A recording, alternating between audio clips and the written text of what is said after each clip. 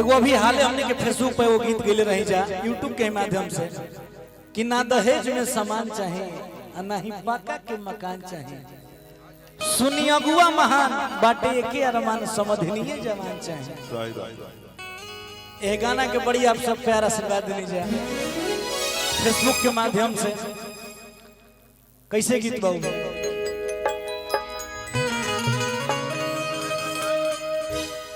कि ना दहेज में सामान चाहिए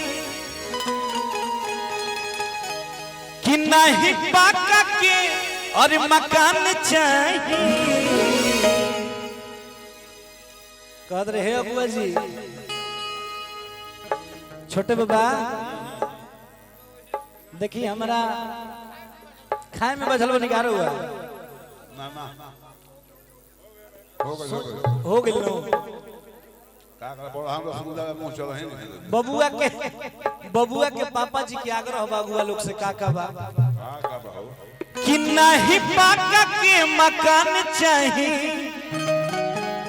और ना दहेज में सामान चाहिए। सुनी अगुआ मानो बटे के आना मानो समझ मिया जवान चाहिए। सुनी अगुआ मानो बटे के आना मानो समझ मिया जवान चाहिए। ना दहेज में सामान चाहिए ना ही पाका के मकान चाहिए।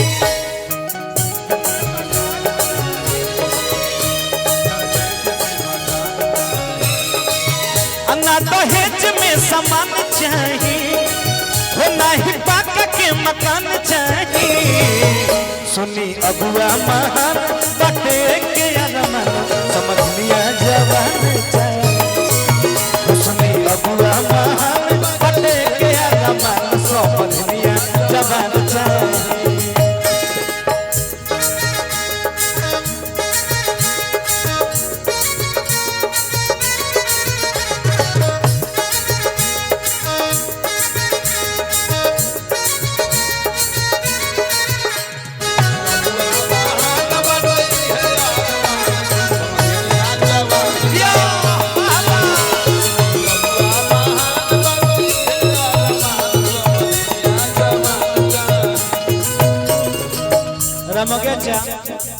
पुरस्कार बा बार बार प्रणाम बा। यही में दो लाइन हम एगो इंस्टा पर गाना गेले रही याद आ गया। कब आओगे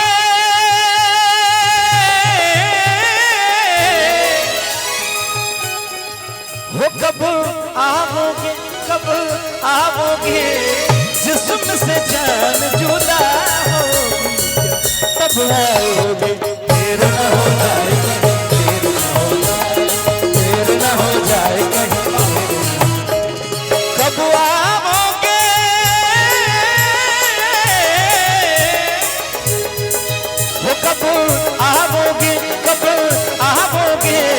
जिस्म से जान जुदा होगी क्या तब आओगे देर न हो जाए कहीं देर न हो जाए कहीं आजा रे के मेरा मन घबराए देर न हो जाए कहीं देर न हो जाए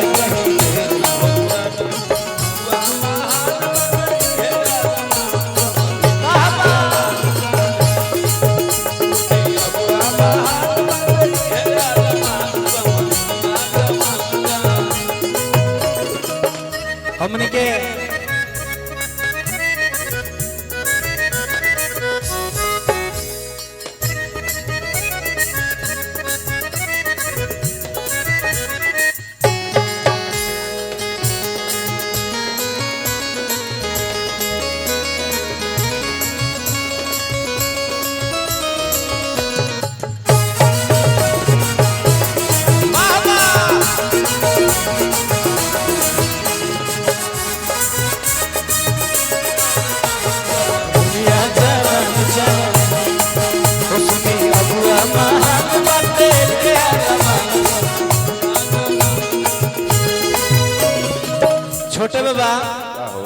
भूषण चा के बाबूजी हमने के गोइल हुए जब मंगरा हो का बड़े भूषण चा हमने के समिति जी थोड़े कोई रह का मंगरा जब गोइल हुए तो कहल ही हुई है अरे ना चाहिए कूलर ना चाहिए टीवी पढ़ल लिखल चाहिए हमारा बबुआ के बीबी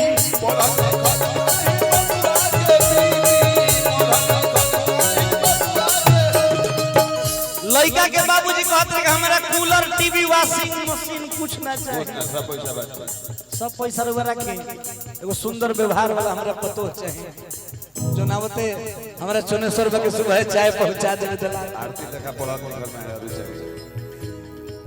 ना चाहिए कूलर ना चाहिए टीवी पढ़ल लिखल चाहिए हमारा बबुआ के बीबी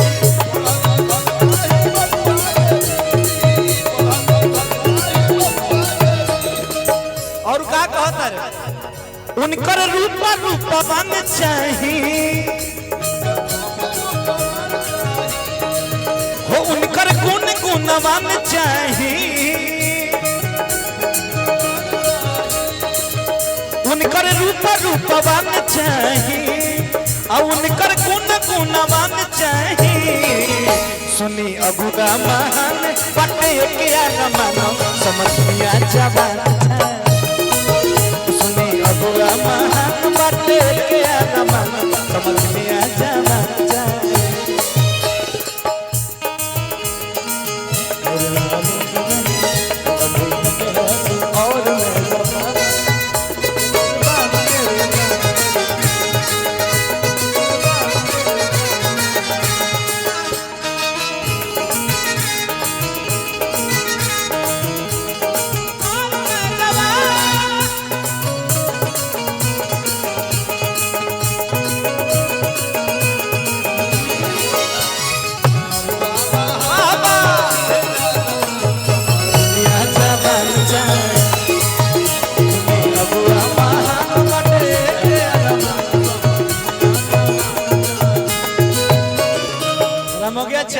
यही में एक लाइन और याद आ गई जब तुम्हें अकेले में मेरी याद आएगी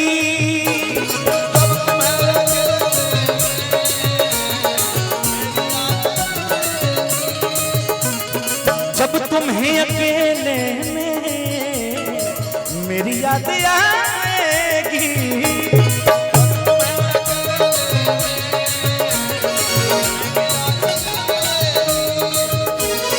जब तुम्हें अकेले में मेरी याद आएगी आंसुओं की बारिश में तुम भीग जाओगे तुम तो ठहर परदेसी साथ क्या निभाओगे तुम तो ठहर परदेसी साथ क्या निभाओगे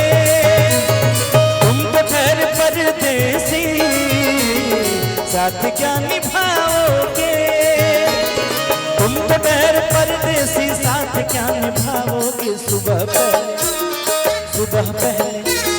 सुबह पहली गाड़ी से घर को लौट जाओगे तुम तो डर परदेसी साथ क्या निभाओगे ना दहेज में सामान चाहिए ना ही पाका के मकान चाहिए सुनी अगुआ महान बटे के मानो समझ लिया जावाना चाहिए सुनी अगुआ महान बटे के मानो समझ लिया जावाना चाहिए सुनी अगुआ महान बटे के मानो समझ लिया जावाना चाहिए सुनी अगुआ महान बटे के मानो समझ लिया जावाना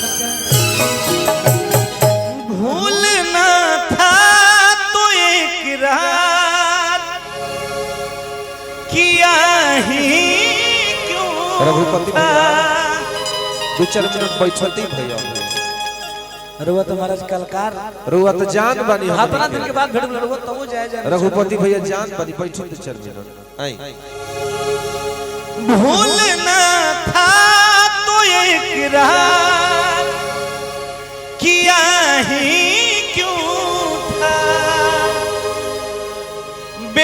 बेवफा तूने मुझे प्यार किया ही क्यों था। सिर्फ दो चार सवालात का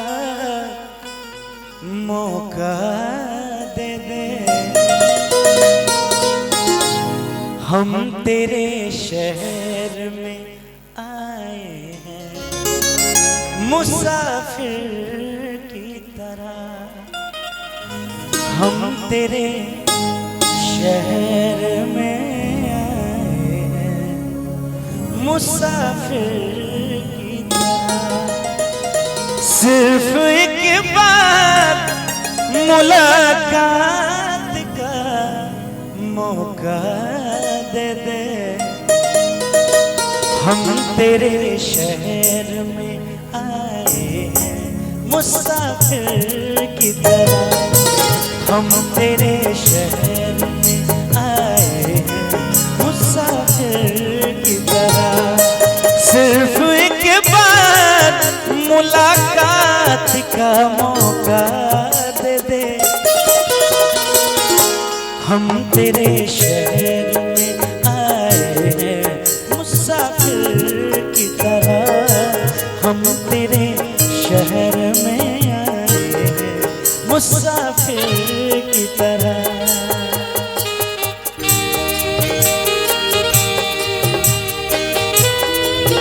मुझे पुरस्कार बा भैया की तरफ से जिनका द्वार पे आइल बनी जा बड़ा आशीर्वाद प्यार मिलेगा। आदरणीय श्रद्धेय चाचा जी की तरफ से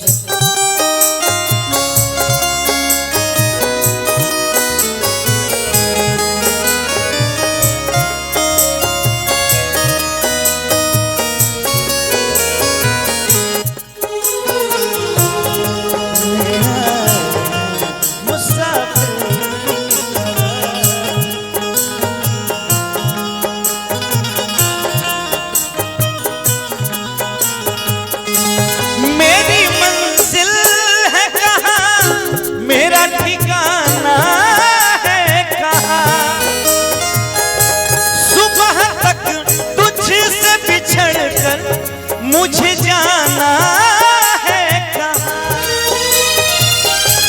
मेरी मंजिल है कहाँ, मेरा ठिकाना है कहाँ। सुबह तक तुझसे बिछड़कर मुझे जाना है कहाँ। सोचने के लिए एक रात का मौका दे दे। हम तेरे शहर में आए हैं मुसाफिर की तरह। हम तेरे शहर में आए हैं मुसाफिर की तरह।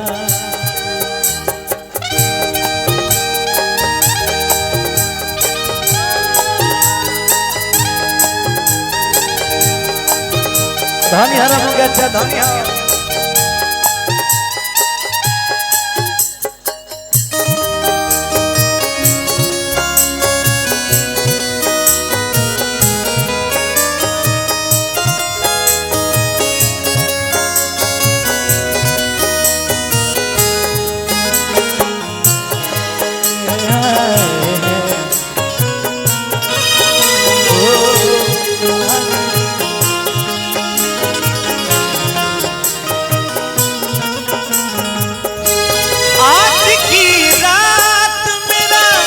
दर्द मोहब्बत सुन ले। कप कपाते हुए होठों की शिकायत सुन ले। आज की रात मेरा दर्द मोहब्बत सुन ले। कप कपाते हुए होठों की शिकायत आज इज़हार ख्यालात का मौका दे दे। हम तेरे शहर में आए हैं मुसाफिर की तरह। हम तेरे शहर में आए हैं मुसाफिर मुसाफिर की तरह सिर्फ एक बार मुलाकात का मौका अब कबो जहर भी खैला पर बेअसर होला अब कबो जहर भी खैला पर बेअसर होला हम तेरे शहर में आए हैं मुसाफिर की तरह हम तेरे शहर में आए हैं मुसाफिर की तरह हम तेरे शहर में आए हैं मुसाफिर की तरह के पता होई मोहब्बत चीज का नजरिए प्रीत के रंग नजरिए प्रीत के रंग नजरिए से वफा होला नजरिए पता हो मोहब्बत चीज का हो भैया के फरमाइश रहे बार बार हर मंच पे यहाँ के कहला कि ये गाना गाओ नजरिए प्यार करेला नजरिए नाम करेला नजरिए के हवे गलती इहे बदनाम करेला नजरिए प्रीत के रंग नजरिए प्रीत के रंग नजरिए से वफा होला नजरिए के पता हो मोहब्बत चीज का होला प्रीतिया औरी कितना सताया दूसरा के नाम के मेहंदी रचा के दूसरा के नाम के मेहंदी रचा के भइलू चीज पराई प्रीतिया और कितना सताया मेजर में एगो भोजपुरी आवाज है अरे हमारे होके हमारे ना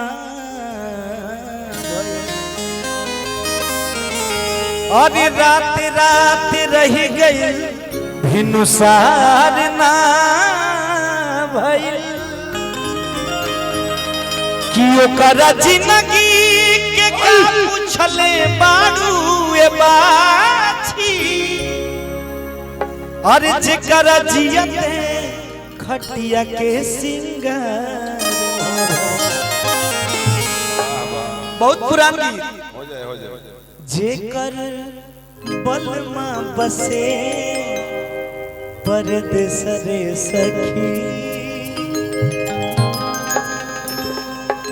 जेकर पियावा बसे परदेस रे सखी ओकर ससुरा से नीक नाई ससुरा से नीक नाई ससुरा से नीक नाई हर में बाज कर राजा जी बसे पर तेसरे सखी जेकर अपियावा बसे पर तेसरे सखी ओकर ससुरा से नीक नाई हर में बाज करे राजा जी बसे पर तेसरे सखी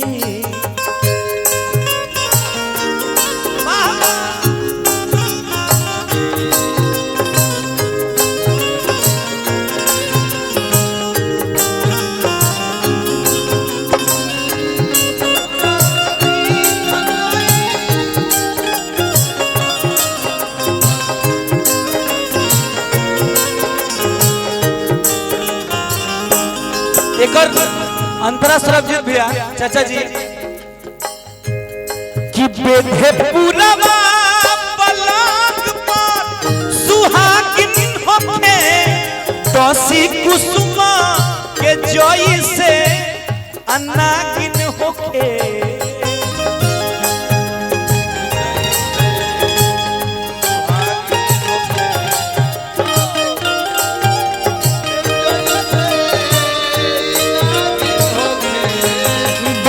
पूरवा पलंग पर सुहागिन होके दसी कुसुमा के जाय से अनागिन होके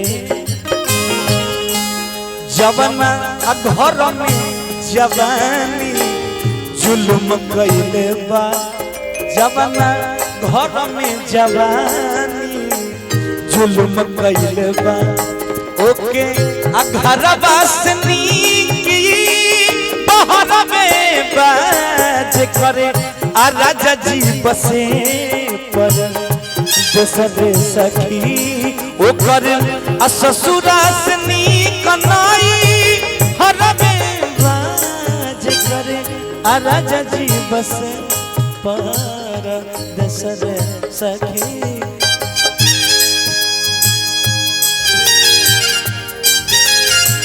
सरबजीत चाचा जी की तरफ से हजारों हजार रुपए का पुरस्कार बा बार बार प्रणाम बा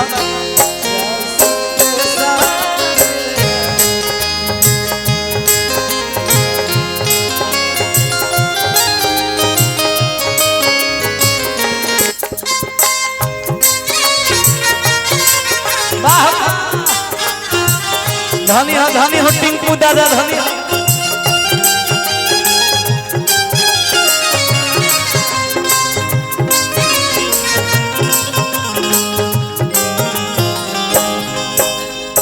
और एक मंत्रा कि सुख साधन के सबके नजराना होके और रिद्धि सीधी के भरला खजाना होके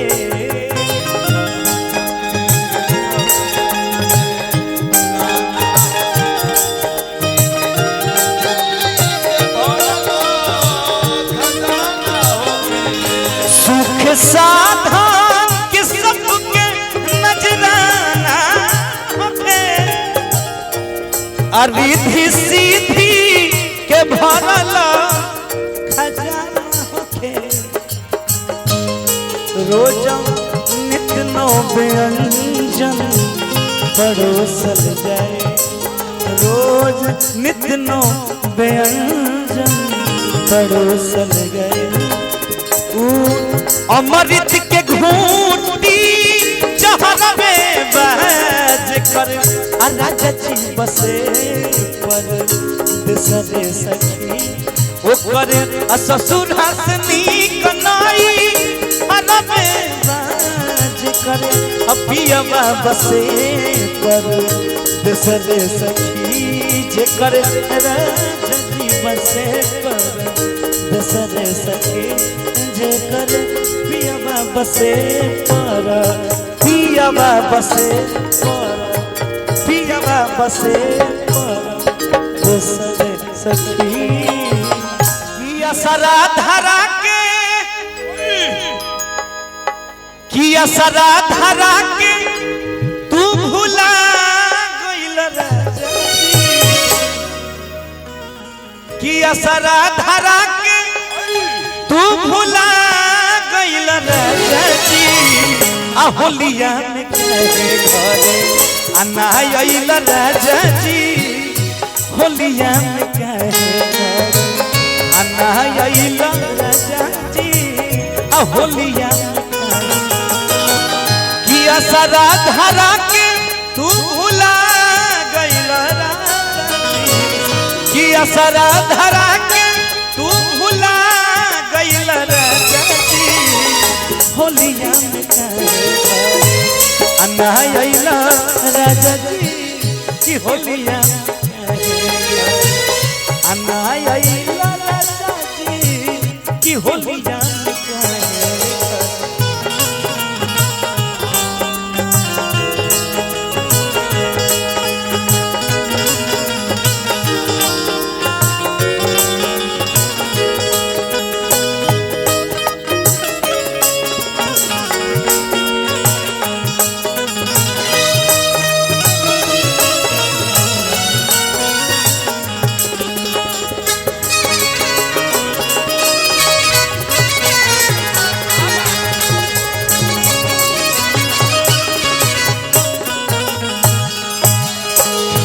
सब गीत के जवाब नहीं थे जन पुरान पवन भैया के हो गए बचपन से सुनता होता नहीं सीखता होता नहीं पवन भैया के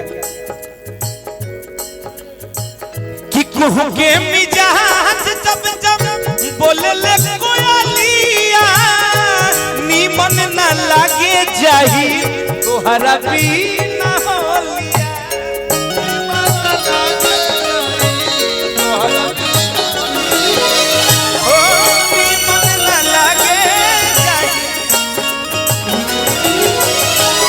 सगरी तुम आजा कीरा कीरा कैला राजा जी सगरी तुम आजा कीरा कीरा कैला राजा जी होलिया में काहे घरे अन्ना आइला राजा जी कि होलिया में काहे घरे अन्ना आइला राजा जी कि होलिया में काहे।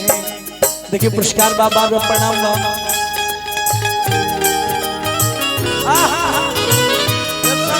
पुरस्कार अफसर जी चाचा जी की तरफ से बार बार प्रणाम बा ए हो पिया काहे बड़ा तुम बुलाए हो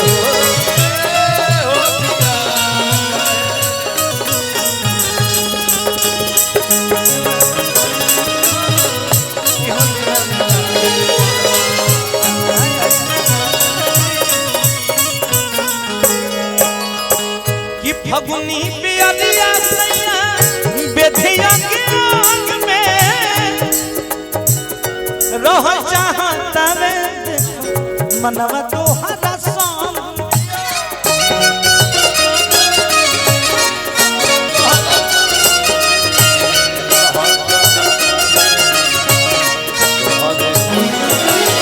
सगरे तुम आजा कीरा कीरा कैला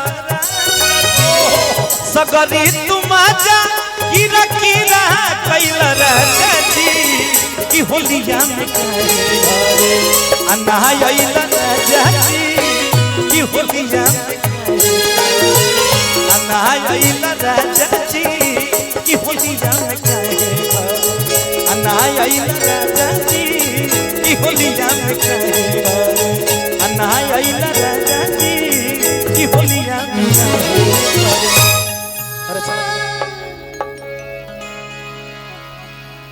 अंगने में कोइया हरी चबूतरे पे पाँव रे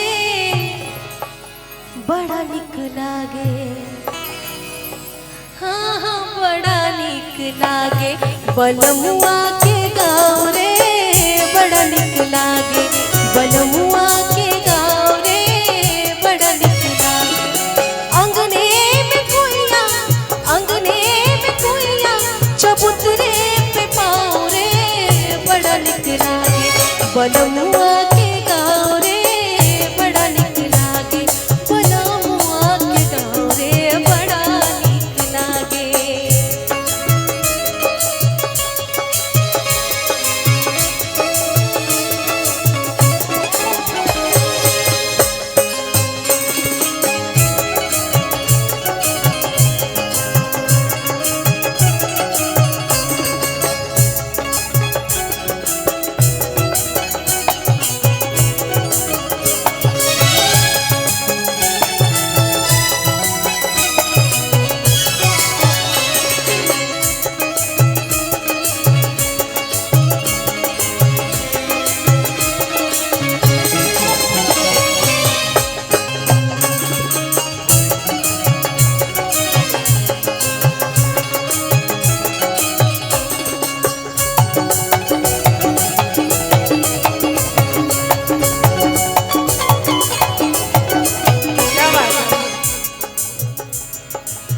सासू जी आपन स्नेहिया दिखावे बेटा बेटा कह के ससुर जी बोलावे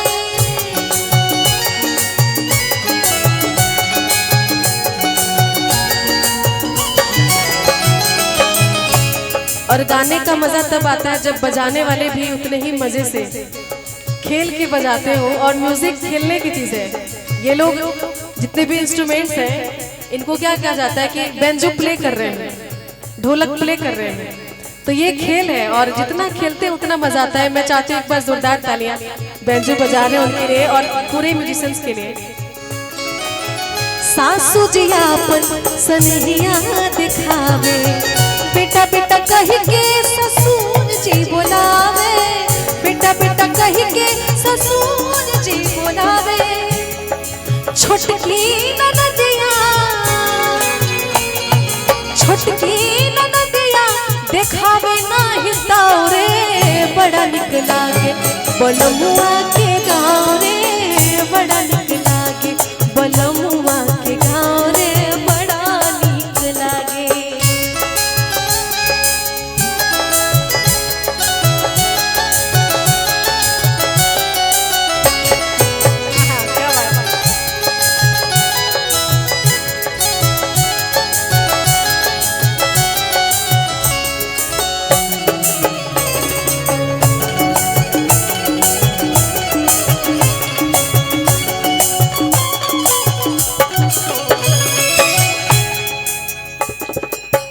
महल अटारी से नीक खपड़ा पोसवा, बलमा के प्यार जैसे पूसवा के ओसवा।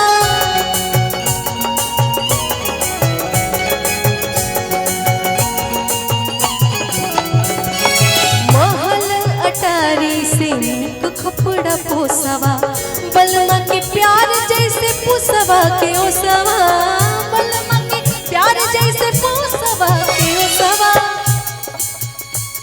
अरे दुख भाग दिनवा है, दुख भाग दिनवा, दुख भाग दिनवा तनिक ना बुझाओ रे, बड़ा निक लागे बलमुआ के गाँव रे, बड़ा निक लागे बलमुआ के गाँव रे, बड़ा निक लागे। अंगने में कोइया, अंगने में कोइया चबूतरे पे पाँव रे, बड़ा निक लागे बलमुआ के गाँव रे, बड़ा निक लागे बलमुआ के गाँव रे, बड़ा निक लागे बलमुआ के गाँव रे, बड़ा निक लागे बलमुआ के गाँव रे, बड़ा निक लागे बलमुआ के गाँव रे, बड़ा निक लागे।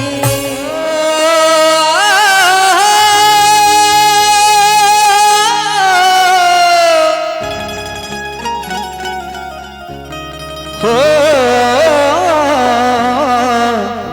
हो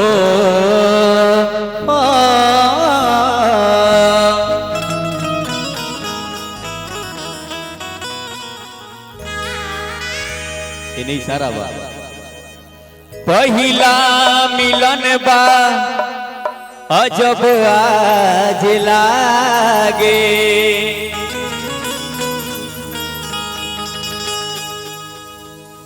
कि थर थर कांपता शरीरिया ए राजा,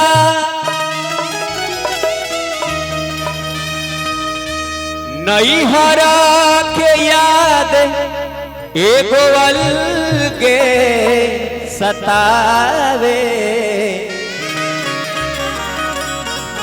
कि नाही बाट तोहरा फिक्रिया ए राजा, अरे नाही बा तोहरा फिक्रिया ए राजा, कि जनी घूंघूटा हटाई हमरा लाज लागता, कि जनी घूंघूटा हटाई हमरा लाज लागता।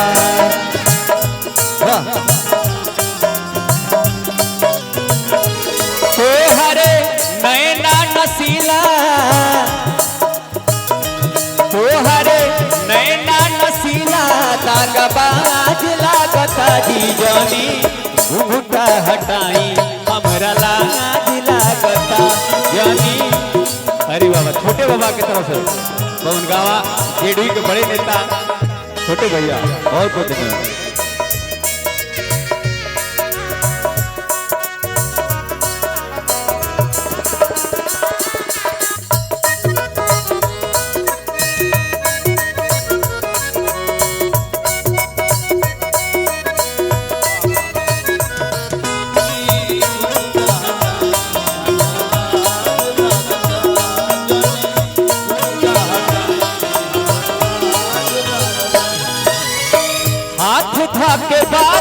जानी आगे बढ़ाई।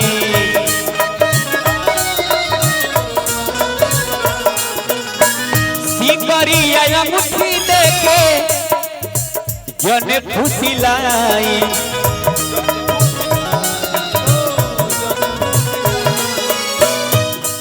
हमारे कृष्णा सिंह गंगा होटल जी की तरफ से बहुत बहुत पुरस्कार। हाथ धके बात जानी आगे बढ़ाई।